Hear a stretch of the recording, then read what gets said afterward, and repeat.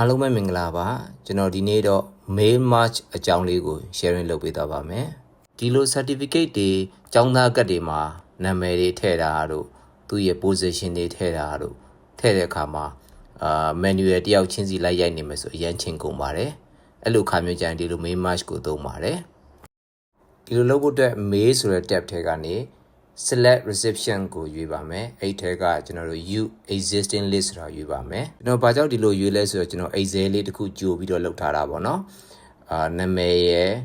member ရယ်ဆိုပြီးကျွန်တော် column တစ်ခုနဲ့ Excel လေးလုပ်ထားပါတယ်အဲ့ Excel လေးကိုကျွန်တော်တို့ဖွင့်ပြီးတော့ select လုပ်ပေးလိုက်ပါမယ်ပြီးရင်တော့ okay နှိပ်လိုက်မယ်ပြီးရင်တော့အဲ့ select အဲ့ sheet ကိုကျွန်တော်ရွေးပေးလိုက်မယ်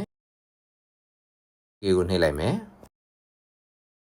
ကျွန်တော်တို့ fee ထည့်ခြင်းတဲ့နေရာမှာကာစာကိုချမယ်ပြီးရင်တော့ insert march fee ဆိုတာကိုဖွင့်လိုက်ရင် Excel ထဲမှာပါတဲ့ column တွေကိုတွေ့ရမှာပါ name ရယ် member ရယ်ပေါ့နော်ကျွန်တော်အခု name ကိုအဲ့နေရာမှာထည့်ခြင်းတဲ့အတွက် name ကိုကျွန်တော်ရွေးပေးလိုက်မယ်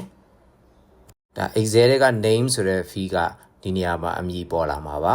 ဒီနေရာမှာကျွန်တော်တို့လိုချင်တဲ့ form တွေ design တွေဒီနေရာမှာပြောင်းလို့ရပါတယ်အဲ့ဒီအတိုင်းပဲ member ဆိုတဲ့ဟာကိုလည်းထည့်ပါမယ် march မလုပ်ခင်မှာကျွန်တော်တို့ preview ကြည့်ခြင်းနဲ့ဆိုတော့ preview ကိုနှိပ်ပြီးတော့ဘယ်လိုပုံစံပေါ်မလဲဆိုတာကြည့်လို့ရတယ်အဲ့ဒီမှာညာဘက်ကမြားလေးကိုနှိပ်ပြီးတော့ဒါတယောက်ချင်းစီကြည့်သွားလို့ရတယ်ပေါ့နော်စိတ်တိုင်းကြပြီဆိုရင်တော့ကျွန်တော်နောက်ဆုံး march လုပ်ရုံပါပဲလုပ်ဖို့အတွက်ဆိုရင်ကျွန်တော်တို့ finish and march ကိုရွေးမယ်ဒီထဲကမှကျွန်တော်တို့တစ်ခုချင်းစီပြန် edit လုပ်ချင်တယ်ဆိုတော့ edit individual ရွေးလို့ရတယ်တခါတည်းအပြီးထုတ်ချင်တော့ print documents ကိုရွေးပြီးတော့ထုတ်လိုက်ရုံပါပဲတော့ edit individual documents ကိုရွေးလိုက်မယ်အဲ့ထက်က all ကိုနှိပ်ပြီးတော့ okay နှိပ်လိုက်ရင်ဒါကျွန်တော်တို့တရှိချင်းစီ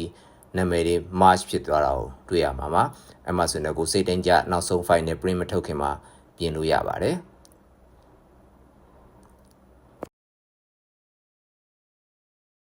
အားလုံးကိုကျေးဇူးတင်ပါတယ်ခင်ဗျာ